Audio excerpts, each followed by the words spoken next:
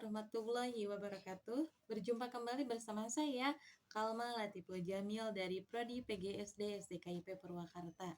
Nah, untuk video kali ini, saya akan membuat analisis praktikum IPA tentang ekosistem.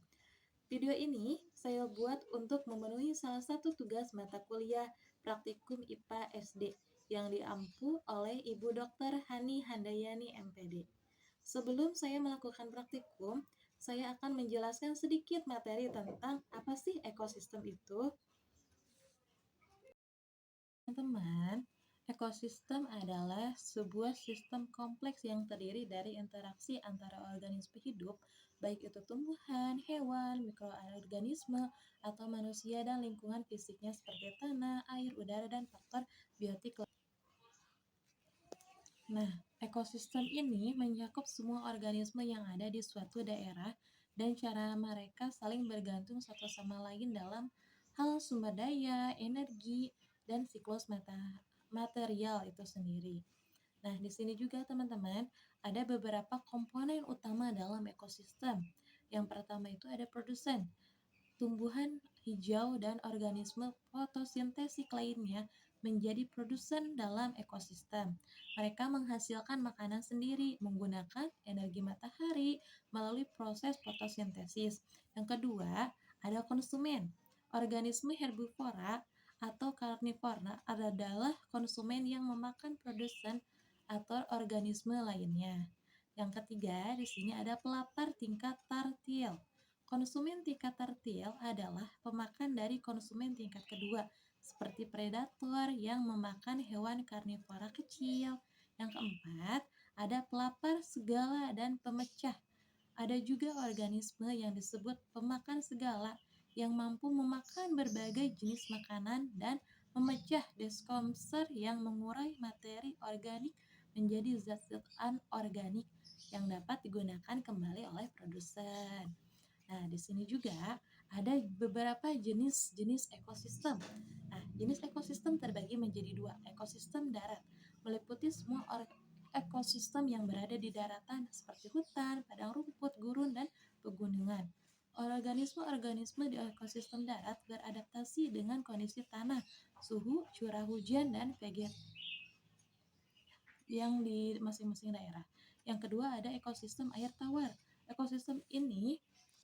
Ekosistem air ini mencakup beberapa ekosistem yang terjadi di air seperti sungai, danau, rawa-rawa, dan sistem air tawar lainnya.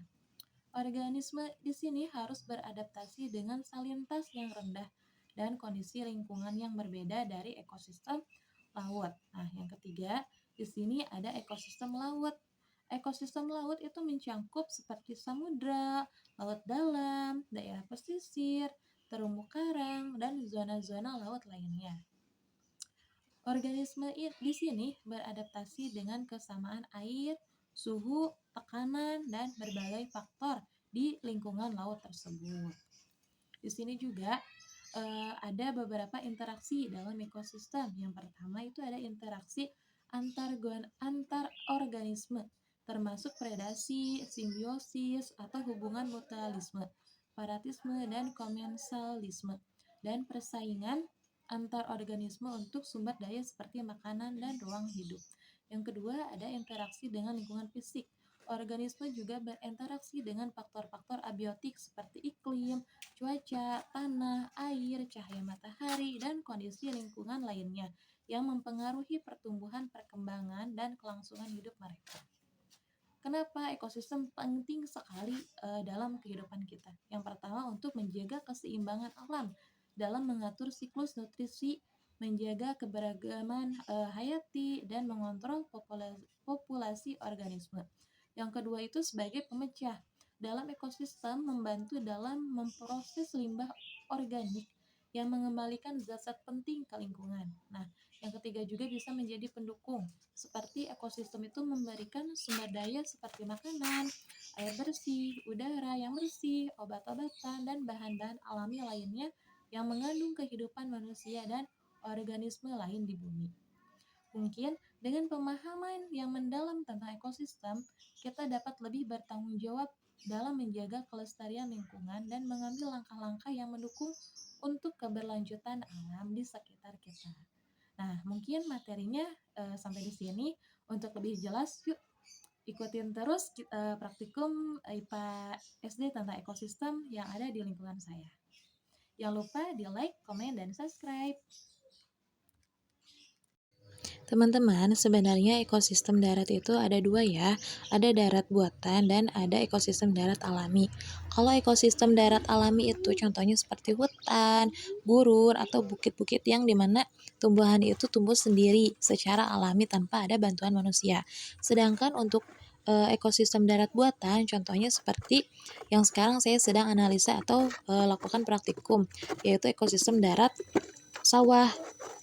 Nah, ekosistem darat sawah itu adalah salah satu jenis ekosistem darat yang khas dan unik, di mana ekosistem ini terbentuk di sekitar area pesawahan atau lahan pertanian yang digunakan untuk bercocok tanam, padi atau tanaman lain yang membutuhkan air secara rutin.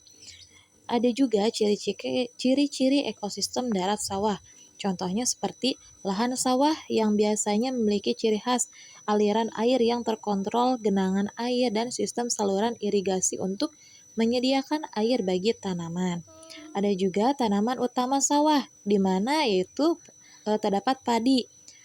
Tapi kadang-kadang juga tanaman ini sawah ini dapat ditanam tanaman lain ya, seperti misalnya sayuran jagung atau kedelai. Ada juga ketersediaan air yang sangat berlimpah di sawah. Ini juga sangat mempengaruhi kondisi lingkungan sekitarnya. Ada juga keanekaragaman hayati, seperti di sawah dapat ditemui berbagai jenis serangga, burung air, reptil, dan mamalia kecil yang hidup di sekitarnya. Nah, ada juga penggunaan pupuk dan pestisida di lahan sawah.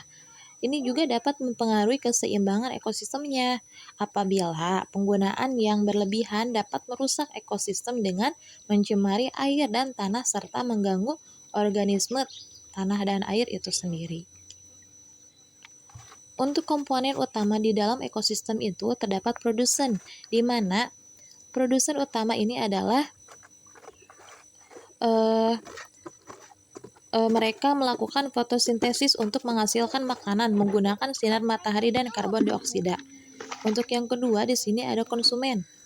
Di ekosistem sawah terdapat berbagai jenis konsumen, mulai dari hewan herbivora yang memakan tanaman seperti tikus sawah, burung pemakan biji-bijian, hingga hewan karnivora kecil seperti ular dan kadal. Ada juga pemakan segala, contohnya seperti bebek yang dapat memakan berbagai jenis makanan di sawah. Ada juga pengganggu tanaman ya, contohnya seperti wareng, ulat, dan hama lainnya yang perlu diatur populasinya agar tidak merusak hasil dari panen itu sendiri. Peran manusia dalam ekosistem sawah itu dapat sangat penting dalam menjaga keseimbangan ekosistem sawah. Bahkan juga penting bagi manusia untuk memanfaatkan sumber daya ini secara bertanggung jawab agar tetap berkelanjutan ya. Dan penggunaan sistem limbahnya juga harus dilakukan dengan benar agar tidak mencemari lingkungan sekitar dan mengganggu ekosistem sawah itu sendiri.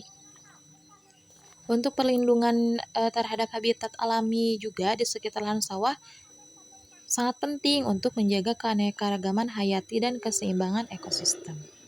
Nah, yang kedua di sini ada ekosistem kolam ikan, yaitu ekosistem lingkungan yang melibatkan interaksi antara organisme hidup di dalam kolam seperti ikan, tumbuhan, air, dan mikroorganisme dengan lingkungan fisiknya seperti air, tanah di sekitar kolam, dan faktor-faktor abiotik lainnya.